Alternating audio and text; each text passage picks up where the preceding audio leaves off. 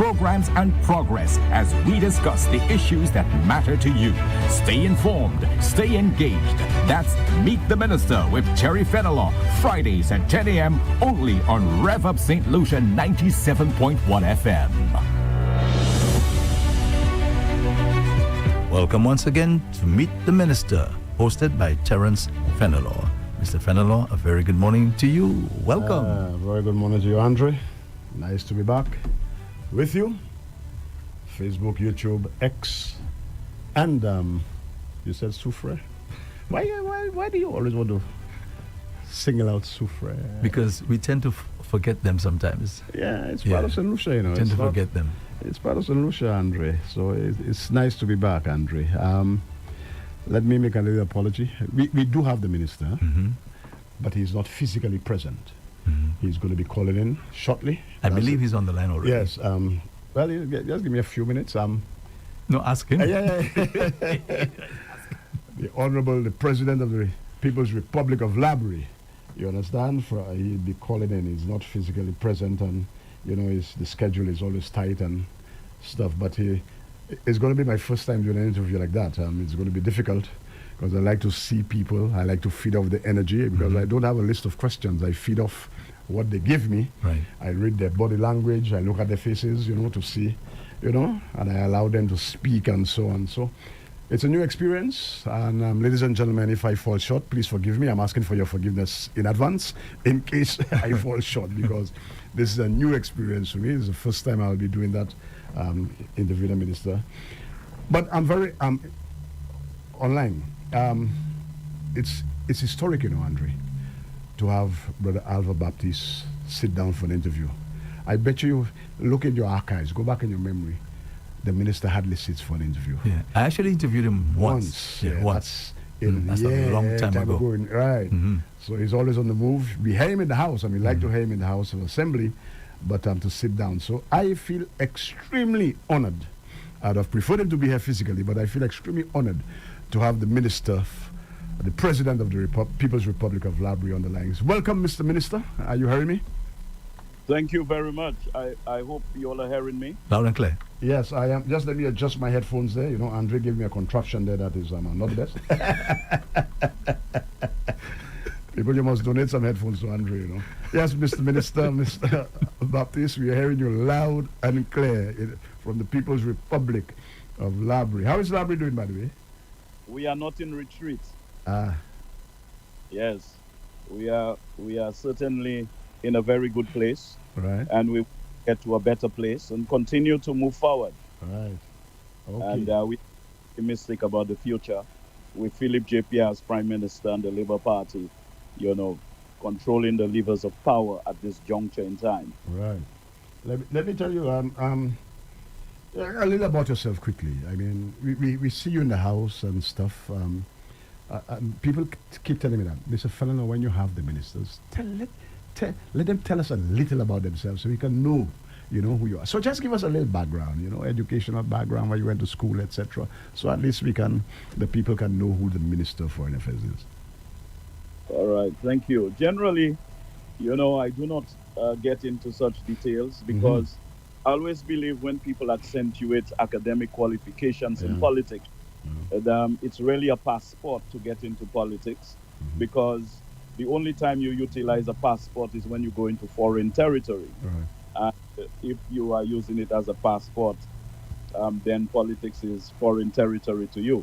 But of course, it has its place in a discussion like this to try to orient the discourse around someone who, of course, have been in politics, holding various portfolios and navigating the globe on behalf of the country.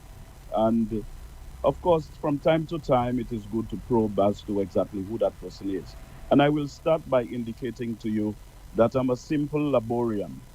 A Laborian born at Martin Luther Street, Labrie, cooked and baked in the Laborian culture, participated in the business of the community of Labrie from a very early age, a member of the South Stars Sports and Cultural Club, Assistant Secretary of the Labrie Youth and Sports Council, then Secretary of the Labrie Youth and Sports Council, debated for Labrie.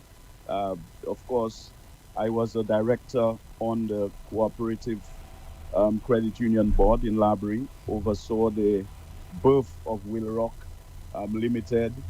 We engage in acquisition of lands at Lamar, to create a housing area for Laborians because land was quite scarce in the community. So I have been involved in the business of the constituency. Then I worked as traffic control officer at the airport. I serve on the executive of the St. Lucia Air Traffic Controllers Association. I was very much involved in the trade union movement. I was the shop steward for air traffic controllers. I have been around and participated responsibly and meaningfully in the business of community development and national development. Correct. On the education side, from a very early age, I studied courses in International Civil Aviation Organization, and that is a specialized agency of the United Nations.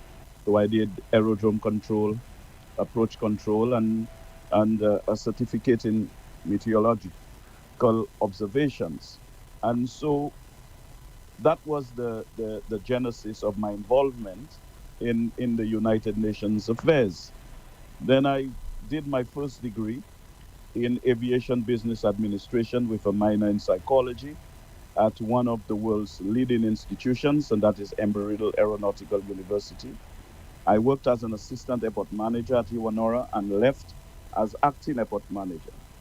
I was a British Chevening Scholar, where I pursued my master's in air transport management at the Cranfield University in the United Kingdom. And upon my return, served as the civil aviation officer at the Ministry of External Affairs, International Trade, Civil Aviation. Now it is called the Chief Aviation Officer. I resigned to enter active politics. I also pursued a master's degree in international relations, and undoubtedly, this is my short stint as far as the academic journey is concerned. All right. One thing people don't know about you, you are now we know that you are the Minister of Foreign Affairs. You hold in the portfolio that I think one of your mentors or your heroes had before you, George Odlum. Am I correct? You admire this man, right? It's interesting that Yeah. you are saying so. I think Sir Alan was certainly a man who inspired me quite a bit. He was a God-fearing man, really immersed in the constituency of Labrie, very generous, always reaching out and assisting. And I love that about him. George Odlum, during our debating years, we were just a bit fascinated by his oratory and the way that he dealt with things. Josie was a favorite of Laborians as a politician. So I think Josie would have taken the top spot as one of the politicians probably Laborians admired at the time and embraced. But one thing people don't know about you, just on the light side, before we go into any heavy beat, you do a mean. You could impersonate George Odlum very well. You do a mean impersonate. You want to give us a little sentence in George's voice? I have a cold, but I will try my very best. Yeah, give us something. Yeah. All when Sir John sent him to the United Nations. Right. And then at the time, 1996, Von Lewis came back and run for elections in Castries Central. Right.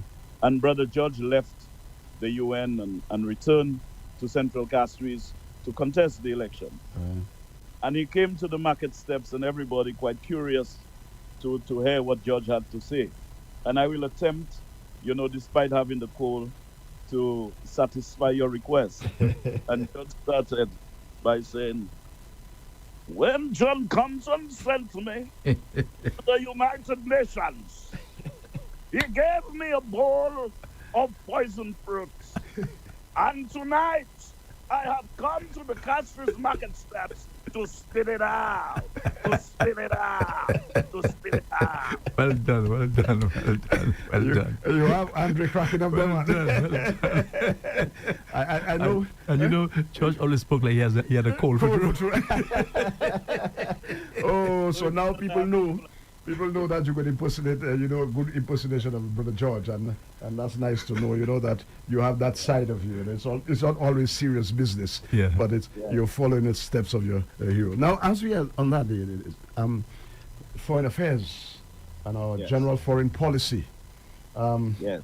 We are now in kind of choppy waters, and your ministry is one that is, let me just say, it's soft. We hear a lot agriculture, education, health, but foreign affairs, it's on the down low, but you do a lot of. Just tell us what it is that with our foreign policy, the thrust, and the things that you do in that ministry, to the extent that you could speak, of course.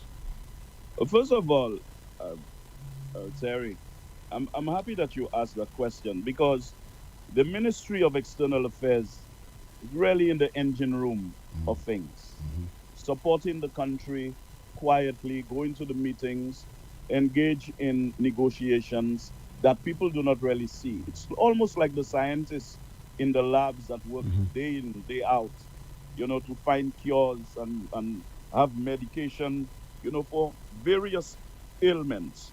And you don't really see those spaces. But of course, the medication and the inventions do impact positively on the society. Yeah. And I want to set in motion my response to your question by just indicating what international relations is. It is the academic and practical study of the interactions between countries, including diplomacy, conflict, cooperation, and economic and cultural exchanges. So we deal with a spectrum of issues at the Ministry of Foreign Affairs, responding to international organizations and, of course, other governments. So it explores how states, international organizations, non-governmental actors, and other entities pursue their interests, manage conflicts, and work together to address global issues such as security, trade, human rights, and environmental changes. It combines a number of disciplines, including political science, history, economics, law, to really understand the dynamics of the international system and to develop strategies for promoting peace, stability, and, of course, sustainable development worldwide. So that is basically, in a nutshell, what international relations is all about. So a country's foreign policy consists of the type of strategic objectives it has chosen to pursue to safeguard its national interest and to achieve goals with international relations. And is as strategically employed to interact with other countries. And finally, I will say to you that foreign policy is important because it determines the state of relationships between countries and guides the diplomats' negotiations. So the foreign policy of the country is what guides the conduct of the foreign minister and guides the conduct of every diplomat that is deployed overseas. Having said so, countries like ours do pursue its foreign policy via entities like the OECS and CARICOM. So we have treaty obligations where we try as far as practicable to coordinate our foreign policy position. So despite that coordination, St. Lucia did establish some specific policy positions. So by way of example, we can summarize St. Lucia's foreign policy position as follows. One, to pursue the security interests of St. Lucians as the highest priority. And when it speaks about security interests, we are not talking about police and military. We are talking about economic security, the whole spectrum of issues that make up, the whole challenges that confront your society and how you respond to it. So whether it's climate diplomacy at this juncture in time, trying to respond to that challenge, you know, uh, security of the state as far as the police and others are concerned. So it's really holistic. St. Lucia also attempts to pursue economic diplomacy in order to expand St. Lucia's economic links, thereby expand and diversify trade relations and attract foreign direct investment. It promotes international respect for human rights and democracy, to promote and pursue international cooperation, to promote and encourage multilateralism at regional, hemispheric, and global levels. You have bilateral relations, Terry, between countries, but you do have multilateral entities where you have a group of countries, relating to each other. And obviously, as a small state, when St. Lucia immerses itself in wider regional and international frameworks, it creates an improved opportunity for it to match its basic need with greater possibilities. That's why you will hear consistently, irrespective of which government that occupies the corridors of power, you will hear about small states like ours accentuating multilateralism. Energy is a very big issue. And so we always believe that we should pursue energy security by diverting energy supply options to integrate and to develop renewable energy resources. And of course, to pursue public health as a long-term foreign policy objective. And we saw the necessity of international cooperation during the recent COVID-19 pandemic. So all the time, Terry, you will find our diplomats are engaged out there attempting to secure benefits for our country. And I know time and strict relevancy may not permit me to really go into details, but I will just add on a few examples. Health and education benefits. The St. Jude's Hospital and the George Odlum Stadium, we secured US $75 million in concessional loan from the Saudi Fund for Development. We have a 5-year grace period and 2% interest.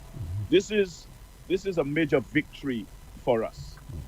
We get scholarships annually for the country. Because of our external relations, we are able to mobilize hundreds of scholarships. And undoubtedly, in any given year, we would probably mobilize 80 to 100 scholarships. But by way of example, look at scholarships for medicine. The minister has always averaged $400,000 per medical scholarship. If we have, in any given year, 20 scholarships, and you multiply that in medicine, you multiply it by 400,000, you begin to get the picture per annum. Okay? If you had to borrow that money, you would increase the debt of the country. You would increase your debt to GDP ratio, which would limit your ability to borrow, because you, as a small economy, you cannot borrow indefinitely. Okay. So if you had to borrow, it would cause economic problems for you, but you keep it at bay by getting some level of assistance from a variety of countries. So we get from Cuba, we get scholarships from Mexico, we get from Serbia, we get from Thailand, Azerbaijan, India, to name a few of the countries. In terms of medical assistance, Brazil, we got 26,000 vaccines and medicine. Argentina gave us vaccines during the COVID-19 pandemic. And Brazil also gives us medication for rare diseases, as well as polio vaccines. Through our diaspora engagement, we were able to have one of St. Lucia's finest sons, Dr. Lawrenson, who's a graduate of both Harvard and MIT, very much involved in engineering and in academia, is trying to link Sir Arthur with the University of Connecticut into a strategic partnership so that we can continue to advance, continue to develop joint cooperation in areas of mutual interest to the state. And therefore, when you look at the overall impact, it strengthens healthcare systems, it builds a cadre of specialists, reduces disease vulnerability, and expands higher education opportunities. And when you hear people talking about teaching people to fish, that's what you're talking about. By equipping your people responsibly and meaningfully to take up their roles beside others in society to contribute to national development. We also have on the infrastructure side, and I will just use two fundamental examples. We have Japan, $25 million for the Choiseul fisheries port, and 37 million for the cul-de-sac bridge. France, border security, forensic support, training for police, medical cooperation, hospital care and equipment, canine support to the Royal St. Lucia Police Force, and I can go on, including donations from the diaspora in sporting equipment, medical supplies, school resources, and disaster relief, exceeding 240,000 US dollars in just one given period. A trade and economic development area. I don't know if you want me to continue. Yeah, you should. Yeah, but you have your platform. This is your platform. So, for example, at CARICOM level, we secured tariff protection and support measures for local manufacturers, including access to funding, equipment, and quality management. Suspension of the CT on 21 basic food items approved at COTED, and that is our Trade and Economic Development Committee within CARICOM, to cushion inflation and reduce cost of living for vulnerable households. And you heard the Prime Minister during the budget debate speak about, removing service charge on certain items, and had to seek special dispensation from CARICOM to actually suspend the CT to ensure that we create an improved framework for our people to enjoy, lower food prices. In the area of civil aviation, we signed air services agreements like with Qatar and Kenya and a number of other countries. And what that is seeking to achieve, Terry, is for us to try to attract elite from non-traditional areas for the development of trade, for the development of tourism, and for a multiplicity of things, that because air transport is connected in a much better way than any other forms of transport. Air transport, whilst it carries in terms of tonnage, trade tonnage, global trade tonnage, less than 10%. And in many sources, it will tell you less than 1% in weight. In terms of its value, it is anywhere between 33% and 35% of total global value. And we are talking about an industry that contributes about $6 to $8 trillion in trade. So just simple things like signing a trade, an air services agreement, has significant implications for us as a small, open, and vulnerable economy. I want to, at this juncture, speak to our major trading partners and how we are impacted as a small country in the area of trade.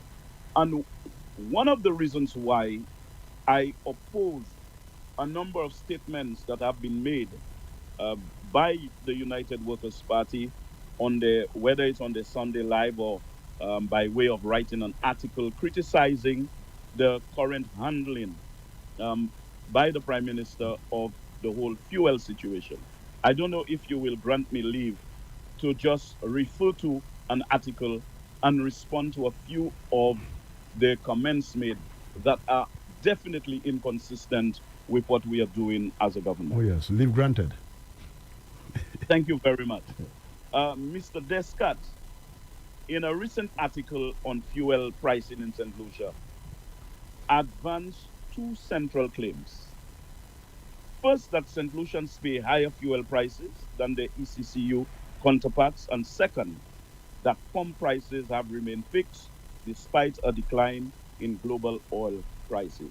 Now, whilst on the surface, his arguments may seem persuasive, the arguments are incomplete and in many respects, Terry, misleading. Because a fuller examination of the evidence presents a more accurate picture of the realities underlying St. Lucia's fuel pricing policy. And I want to begin by speaking about the framework. Fuel pricing across the ECCU is not a free market activity, but a regulated process. In St. Lucia, the Distribution and Prices of Goods Act, and that is CAP 1309, and I know it very well because it has implications for international trade. It provides the legal basis for determining retail fuel prices. And four components determine the final price at the pump. One, CIF price of imported fuel. It is set internationally and outside of our government's control. Two, wholesalers' margin. It is fixed domestically. Three, retailers' margin, fixed domestically. And four, the excise tax. It is the principal fiscal lever available to governments. Now, of these components, only the excise tax is discretionary. Any assessment of fuel prices in St. Lucia must therefore focus on the history and application of excise taxation. In January of 2015, and I'm taking my journey through the corridors of time there, Terry. Yeah, go ahead. In January of 2015, then Prime Minister and Minister for Finance, Dr. Kenny Anthony, reduced the excise tax from $3 to $2.50 per gallon, below the ECCB Monetary Council's recommended benchmark of $3. This move gave St. Lucia the lowest excise tax rate in the ECCU and contributed to pump prices reaching a low of $10.62 per gallon in 2016. And I want you to bear that in mind. Yeah. Reaching a low of $10.62 per gallon in 2016. By contrast, in 2017, the Chasney administration increased the excise tax by $1.50 to $4 per gallon, the highest in the ECCU. And I don't have to remind you that they had an orange match claiming that we had a $6.80 something, and they couldn't find it. But instead of adjusting it downward, they actually increased it from the $2.50 to the $4 per gallon, making it the highest in the ECCU. This decision placed St. Lucia at a structural disadvantage relative to its regional peers and directly drove fuel prices higher. The evidence is clear. Between 2018 and 2020, St. Lucians consistently paid more for fuel than most ECCU consumers. And you know, I'm a man, I like research. That's right. 2018 and 2019, the averages. St. Lucia, $13.58 in 2018 and $13.62 in 2019. Antigua, it was $12.50 both years. Dominica, it was $12.76 in 2018 and $11.21 in 2019. St. Vincent, $12.38 in 2018 and $12.18 in 2019. St. Kitts and Nevis, $12.80 in 2018 and $12.64 in 2019. In 2018, St. Lucians paid between 76 cents and $1.20 more per gallon than their peers. In 2019, the gap widened to as much as $2.41 more per gallon compared to Dominica. In 2020, COVID year, St. Lucia, $12.32. And that's a year the fuel prices had dropped significantly on the world market. So St. Lucia had $12.32. St. Kitts, $9.95. Dominica, $9.77. St. Vincent, $11.07. And Antigua, $12.50. Here, St. Lucians paid $2.47 more per gallon than St. Kitts, $2.55 more than Dominica, and $1.25 more than St. Vincent. These disparities far exceed the 92 cents to 94 cents differential cited by Mr. Descat for the 2023-2025 period. All data, my dear brother, are sourced from the ECCB fuel price tracker. So you can go and get the information that I am alluding to. Mr. Descat omits an essential factor, the international crude oil market.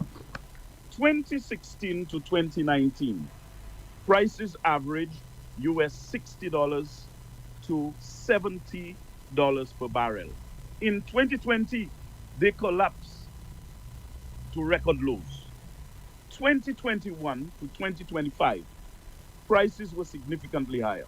So, for example, Terry, mid US $70 in 2021, US $80 to $100 plus in 2022-2023, then moderating to $70 to $75 a barrel in 2024.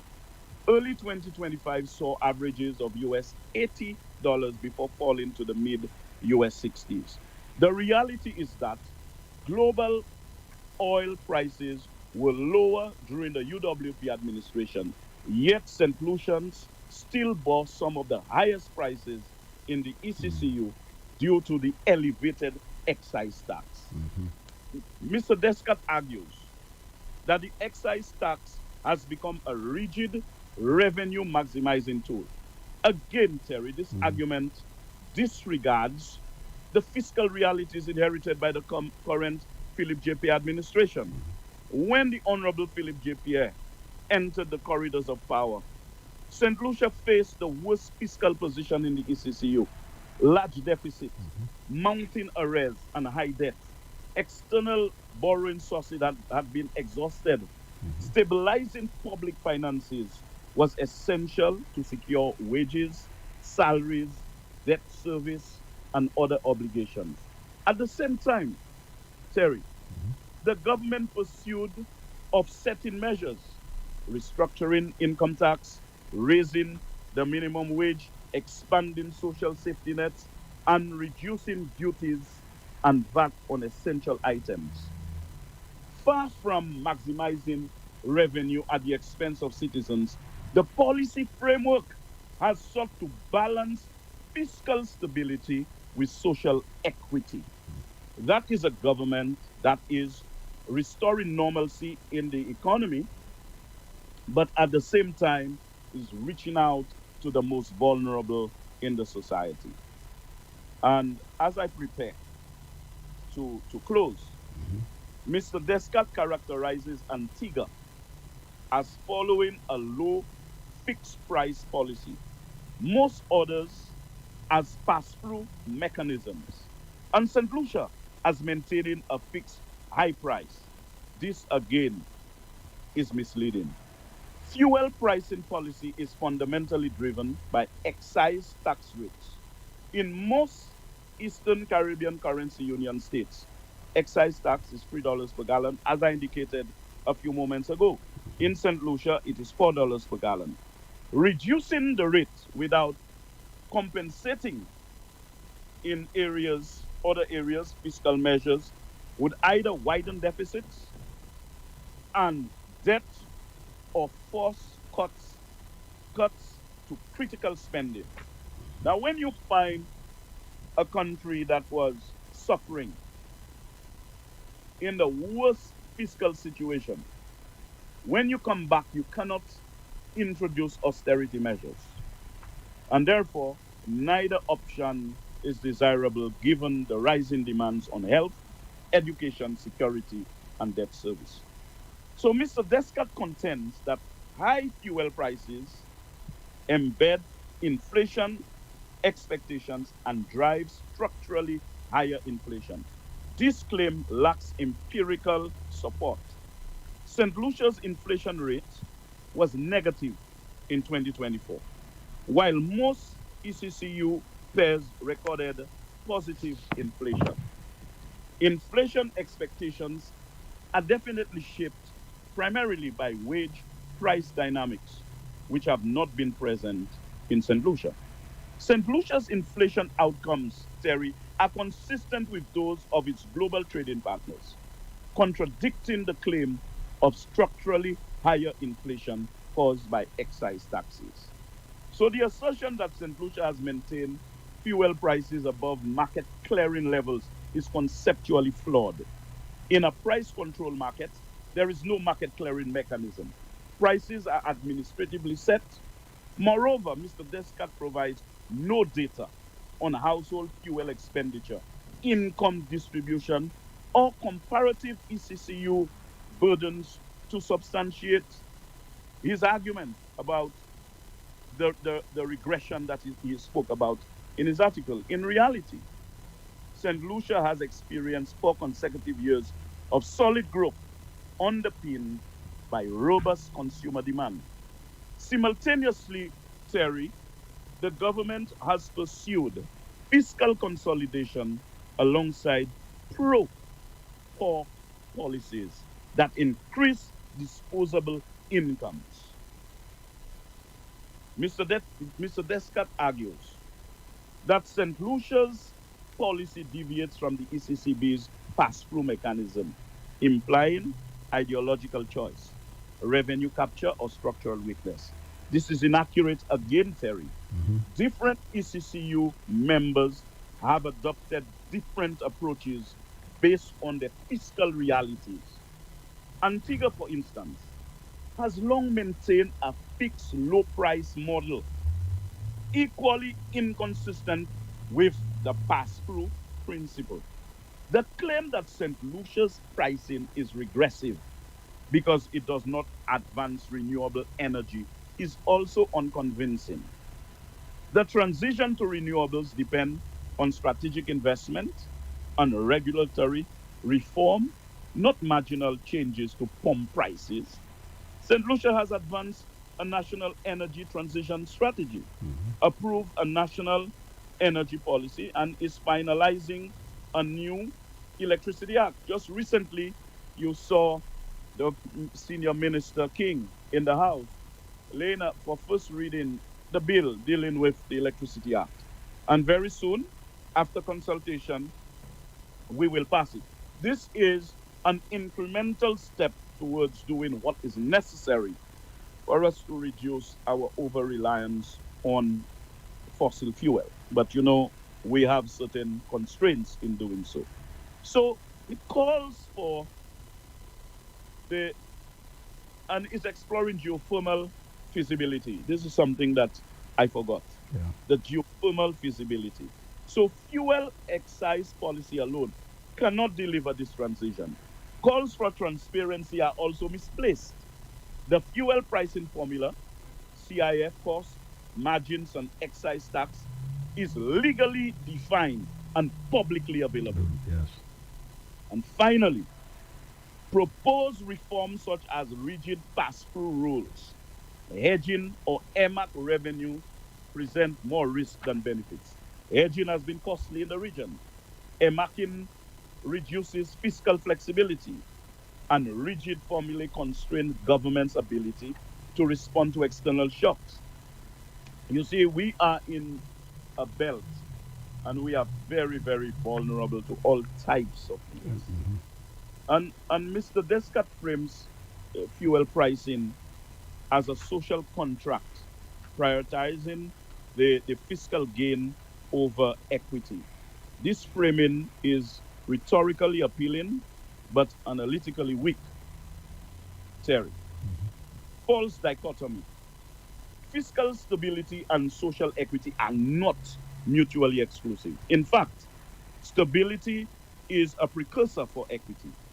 Excise revenue has financed expanded social transfers, Terry, tax reforms, and wage policy in St. Lucia.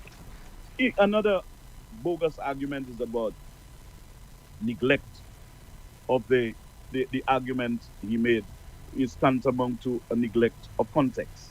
St. Lucia inherited the worst debt and deficit profile in the ECCU. Reducing excise revenue would have jeopardized solvency, not promoted shared sacrifice. Overstatement of inequality.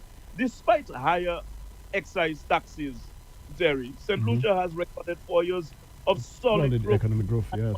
consumer demand, driven by consumer demand, with inflation lower than in several ECCU pairs. And the rhetoric over evidence, the call for a smarter, fairer fuel future is aspirational, but lacks quantification of its fiscal or its economic implications. Regional experience shows that artificially low or rigid pricing policies, example that you see in Antigua Terry, reflects unique fiscal context that cannot simply be transplanted to St. Lucia. So, Terry, I don't want to go. I have I know you could go on and on, Minister. But all I want to say in closing is that I really welcome people like Mr. Descartes, who wants to launch his arguments on the battlefields of ideas. Because for the longest while, I have been calling for, persons to be more clinical, more deliberate, in what they say in the House that could constitute a framework for us to move forward as a country, irrespective of which party occupies the corridors of power. Now, So if one was going to read the deliberations of the House in Hansard, it should be a survey of contending views and ideas. But I do not want him to launch those things on the battlefields of ideas, believing that he can just say anything, advance any argument, and going to be confronted by government ministers who would know better. So undoubtedly, we are going to continue to allow the arguments to contend on the battlefields of ideas. Great stuff. As you said in the House, Simegwen Twin politics. Yes, that's right. It's not, and economics. Yes, economics. You have given us a comprehensive outlook on what your ministry does, the engine room, and you bringing home all the goodies to us. You have dealt most condignly with the erroneous statements and misguided statements of Tommy and stuff. But one thing that people are asking me, they want to know, as you said, we have treaties, we are bound by certain treaties, we are in partnership, CARICOM and the OECS. And this thing now with Venezuela and Guyana, the United States, how do we navigate that? Because we are part of CARICOM. Venezuela is our friend. They are on the, threat. And it seems like a very dicey time for us in the Caribbean, especially in St. Lucia. How are we navigating that to the extent that you could explain that? Right. I want to tell you that Prime Minister Philip J. Pierre, he has established the tone of its foreign policy. That is quiet diplomacy, not public posturing. He embraces diplomacy as a tool to resolve tensions and prevent escalation. In the case of Guyana, a CARICOM member, undoubtedly, we are going to embrace our sister CARICOM member. Venezuela has been our friend prior to independence, and we are also going to embrace our sister member in our hemisphere. We are always going to assume a posture where we are going to engage both parties so that there is no escalation. It would preclude any crossfire, any massive war, etc. We belong to the Association of Caribbean States. And one of the fundamental principles we embrace is that the Caribbean Sea should remain a zone of peace. And we do not condone war, we do not support aggression. And so the Philip JP administration will continue to speak to all parties to avoid escalation and for us to move forward as a hemispheric family, the United States, Canada, Latin America, and the Caribbean, so that we are going to create a better tomorrow for humanity. That is the foreign policy position. Yeah. So we'll continue to cooperate on common objectives of humanity. The statements by the Prime Minister of Trinidad and Tobago, is that cause for concern for us? And I mean, it seems as though she's abandoning CARICOM and going on a frolic of her own, so to speak. How does that sit? How do we reconcile that? What does that say about CARICOM and the unity within the region? I mean, even within countries, sometimes, Terry, you may find different schools of thought within the same country. It is not uncommon to find CARICOM countries deciding, depending on what type of government that they have and their own, philosophy, the way they view the world. They may, from time to time, assume a posture which seem to be in conflict with that of the rest of the members of CARICOM. But again, we are going to work within the framework of CARICOM, within the treaty, to ensure that we streamline our affairs. So I will not condemn at this juncture, nor praise at this juncture. I think it's a matter for the Honorable Philip JP as Prime Minister, when he goes to heads meeting in CARICOM, to ventilate this particular matter. So you had a head of government speaking to that issue, and I think I'm going to be responsible in my utterances by indicating that we are going to continue to engage Trinidad and Tobago, until all of us are on the same page. Because we may have the same objective, but the way we intend to pursue it may be at variance with each other. Okay. This interview is a little strange because you're not in studio, but I'm trying to work out if Andre, whether we will be able to take maybe 2 or 3 calls on the fixed line. Yes, we can take some calls on the fixed line. Yeah, because I think Frank Tsunami Mayas is trying to call there. He just insulted you, Andre. Said you were listening, but you don't understand one thing that is being said. Sad for a man that is supposedly an island scholar. He's trying to call. So maybe we'll take a few calls on the landline. Andre, just give the number. Sure. So the minister, just hold on there. Maybe you'll be able to hear the calls and respond in time. So.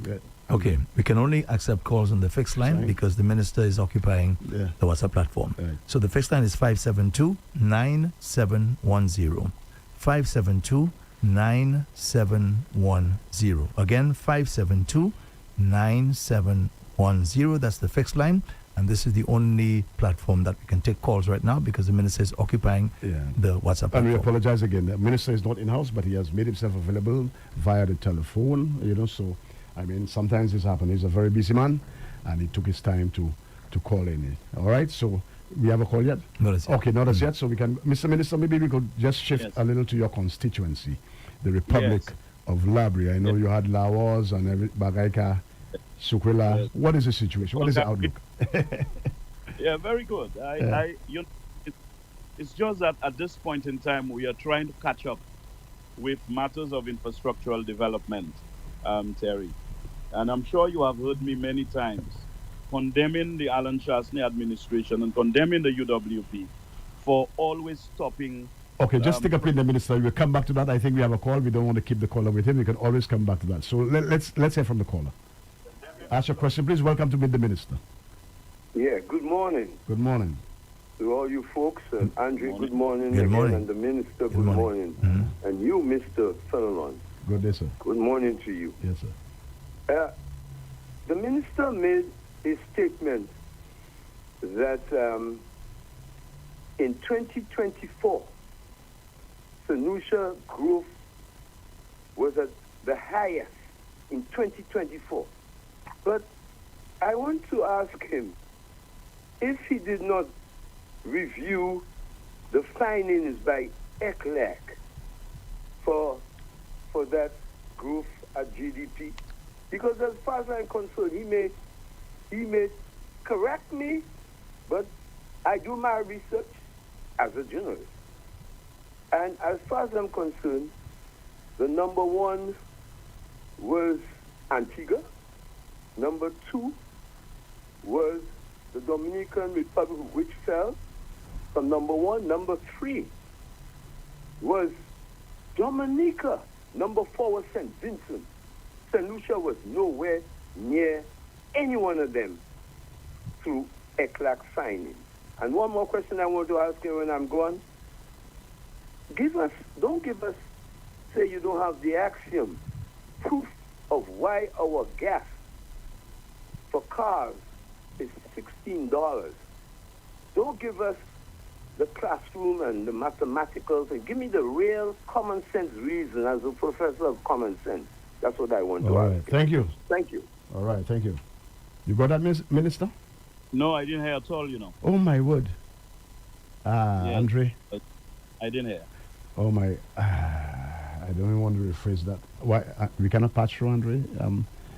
Okay, apparently we're having technical difficulties with this. Not that we don't want to take calls. The ministers make themselves available for the calls. But today, apparently, because we are perhaps doing that via the telephone, we're having an issue. So perhaps Andre will have to abort this session. So, Minister, let's continue with your position on Yes. that. Mr. Iti, we will try. We have it recorded, so the minister, maybe next week we can get a response to you. I don't want to not respond to you in that manner. You asked two legitimate questions, you deserve an answer. So, Minister, I'll maybe pass it on to you at another time, and maybe you could provide the answer later. So let's continue with what you're saying with your situation in library. Yes. You might have heard me speaking in the House on many occasions, alluding to the fact that we just celebrated 50 years as a separate constituency last year. And for 30 of those 50 years, the United Workers' Party actually controlled the levers of power. And undoubtedly, every time they enter office, they stop projects that were already airborne. And a typical example is the library market. The funding was available in the budget. All the designs, the constituency consultation was already complete. And they decided when they came in to just remove it from the estimates for 2017, 2018. It disappeared, called, gave instructions to stop the library market. You had 43 contractors who were building roads. They just signed the contracts and were making arrangements for them to commence the roads. That was stopped. Although it was stopped, we saw the construction of a road for Teoaking, $13.6 million. We saw millions of dollars being wasted for incinerators, whilst the road infrastructure in Labrie remained in a deplorable condition. Now, prior to the Honorable Philip J. Pierre becoming Prime Minister, and he did not create the 30 years of neglect, he didn't create all the holes in the road, he did not in any way created the problems that we are having in the constituency. Between 2011 and 2016, and you asked me about the People's Republic, under the then leader, Kenny Anthony, we were able in the Auger community to construct the Monvert Road, the Fauconway Road, Joseph Edwin Road, Evangelical Church Road, Bali Road, Obuye, Tench Road, Joseph Road, Passad, Abaka Pesh, Kodra Road, Black Bay Plainfield Road. There were 12 roads during the period of 2011 to 2016. Since coming back into office, despite COVID, the Honorable Philip J. Pierre has given me room to do the roads near the Chitolis, road near Charles family at Derbois, road near Bali family at Derbois, road near Aegis family at Wavinpont. We had the road near Mac and Maximin family, Upper Auger, Palton Road in Pom, Kelly Road in Pom, Plumbers Road in Pom, Main Pom Inner Road, and all of those roads were already signed for and were aborted when the United Workers' Party came in. The lighting of the Auger playing field has been set in motion as we speak. Passad Road will commence next week. Phase 1 of the Chitoli Road has already been done. Millions have been spent in the upgrade of the Auger Combined School. This is where the young minds are being shaped, teaching them how to fish. The commencement of the sidewalks at Black Bay, Pom Auger is halfway. And before this month is up, we will be continuing right across to Upper Auger to join another phase that I did upon coming into office. Okay. Yes, just now, Mr. Andre is trying to patch a call through, so we'll take another call. We'll try another call on the fixed line to see. Andrea has tried to rectify the situation there. So if we have a call, yes, let's give the number. Let's just give the number again. The fixed line is 572-9710, 572-9710. You can call right now. Let's see if the minister is able to hear on the WhatsApp platform. Okay, so Minister, we're just trying it again because at least we can take a call or so. If Iti, you could get the line again, let's do that. So okay. Yes, please try calling. Try calling on the fixed line, and maybe we could patch it through to the minister. All right. Yes. So again, let me give the number 572-9710, 572-9710. And if it's okay with you, we can probably go for another 10-15 minutes. Okay, yes, because the minister is on. Okay, so we have a call. We have a call. Let's try it. Let's see what happens. Yes, go ahead. Hi, good morning, Mr. Paul. Good morning, Terry. Good morning to Mr. Baptiste. Good morning. There now? Mr. Baptiste, are you hearing? Yes, I'm okay, you're in now. Very good. All right. Okay, well, Mr. Baptiste, I'm just calling. Teti boy Olga. If I can do my manual direction so I'll go there.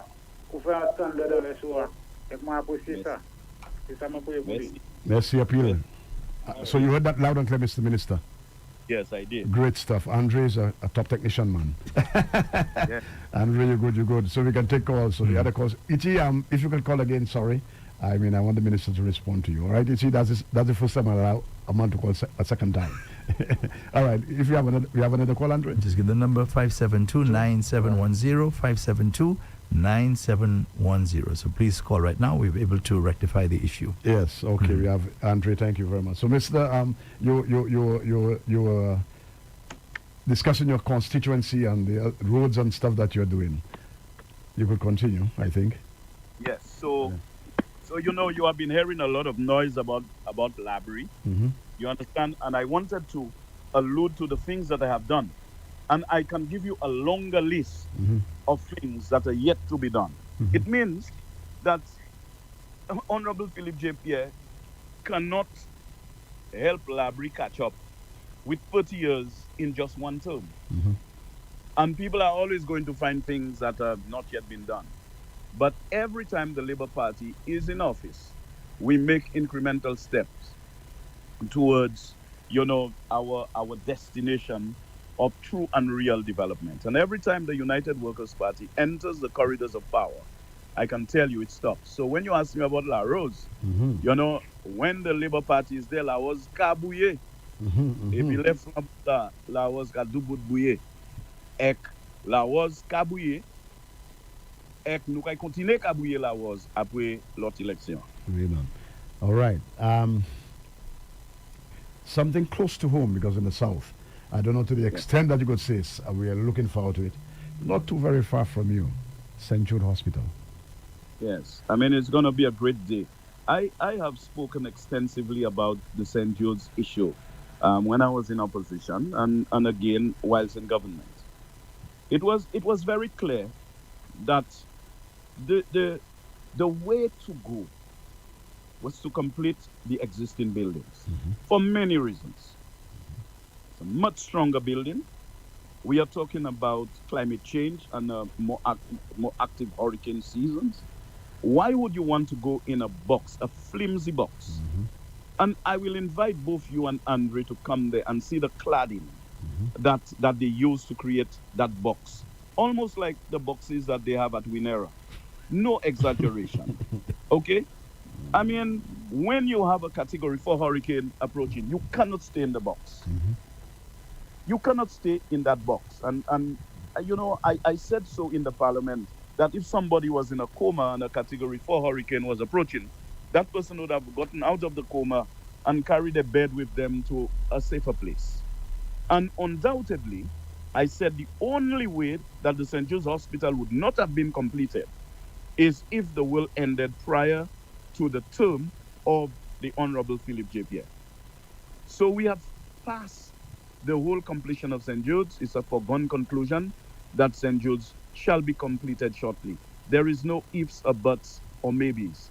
There is no fear of contradiction. Works are ongoing. There is a gestation period. And at the end of the gestation period, the contractor will give birth to the complete hospital. All right. And you know what is interesting for me, Mr. Fenelon, is that the Minister for Health and the Prime Minister have not waited on the accomplishment of the St. Jude's Hospital project to take healthcare to a new level. And this is why pregnant women can get there, the ultrasound, and persons with diabetes and hypertension can get free medication. And, start to implement universal healthcare to try to reduce the burden on the people of this country, especially the most vulnerable, who do not have significant amount of financial resources to even survive on a day-to-day basis, far less to pay hospitals expensive equipment, sometimes for certain types of surgeries, $30-something thousand. They would not have that available. And this administration has been very, very understanding and very supportive. So we are going to continue to work hard to find the necessary mechanisms to introduce fully universal healthcare. So we have gotten into an important phase, and St. Jude's will be part of that architecture, overall architecture, to provide improved healthcare for the people of this country. And you and your team at the Foreign Service, I know you'll be working assiduously to ensure that some of those things, we get the support and the funding for those things. Undoubtedly. And another thing we bear in mind, the Honorable Prime Minister served as Minister for Tourism before, and he is sensitive to those things. Right now, we have the elderly in North America. They have disposable income. People are living much longer now. And the probability of you getting an ailment as you get older increases. They want to know, when they come to a destination, they come to a Caribbean island on vacation, if they have a medical emergency, at least they could be stabilized. They can enjoy good healthcare facilities. And there is that added incentive for us to even take it to a higher level, so that before that patient probably can be transferred to the United States via air ambulance or via regular commercial aircraft, at least we are able, respond to that medical emergency. So undoubtedly, we are taking a holistic approach toward the development of our healthcare sector and make it more resilient and more robust. All right, Mr. Minister, let me ask you to maybe just a minute, just to wrap up. You give us a comprehensive insight into what your ministry does, the help and support that you give to all the other ministries and stuff. You have dissected some of the economic figures that Tommy has so misguidedly advanced. So just let us wrap up. Take a minute to do that before Andre puts me out. Yes, well, all that's left for me to say, Terry, thanks to both you and Andre Paul for allowing me to adumbrate what my ministry does on your show. I always like to be constructive in my discourse. I don't like to just attack people.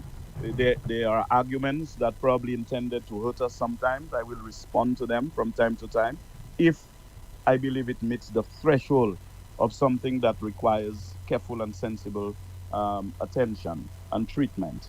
And I thank the listeners, who, of course, paid attention to, what exactly I had to say regarding the Ministry of External Affairs, looking at international trade and the portfolio of civil aviation, to try to gain some insight into what is happening. So for me, I want to thank everybody for the support, for the love, And I want to remind my fellow Laborians as well that we are well on our way to getting to a critical minimum where we'll continue to build on some solid foundations for the future, making some structural changes that are required for us to support our true and real development. Great stuff. It has been a first for me. First time I'm doing that kind of interview via telephone. It's not the same, but Mr. Minister, I want to thank you for making yourself available. It's unfortunate that the lines, Andre, we couldn't sort it out before. You see, the WhatsApp platform is the preferred line where most people call. Yeah. Right. So that is the situation. So callers, it was not intentional. It was not sabotage. It was not selective anything. It is just one of those things. We had not tested it before. It was the first for us, and I'm happy we got through it. Let's hope the next time the minister can be in studio live. Yeah. So, Mr. Honorable Alva Baptist, thank you very much for this interview, and thank you, listeners, viewers, for allowing us into your homes, cars, wherever you are. I'll see you next week for another.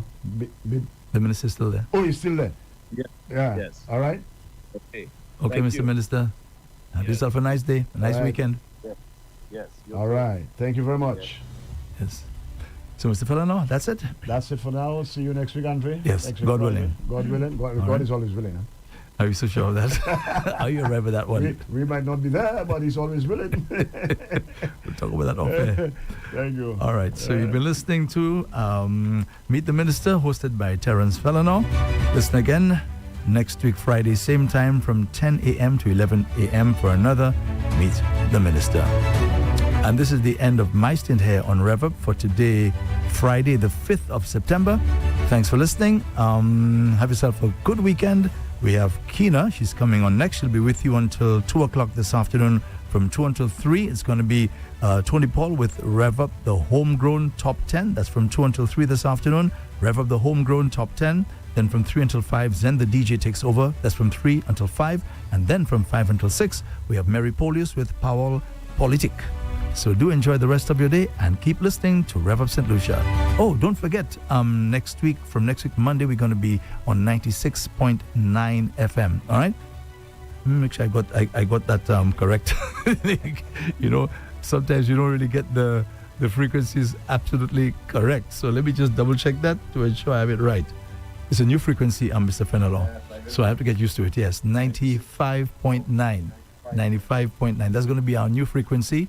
We'll be making the change over from this coming Sunday. Already informed the people who need to be informed, especially for those who are actually having programs on our station. So from Monday next week, officially, we're going to be on 95.9 FM. Again, 95.9 FM. So do take care. Bye-bye.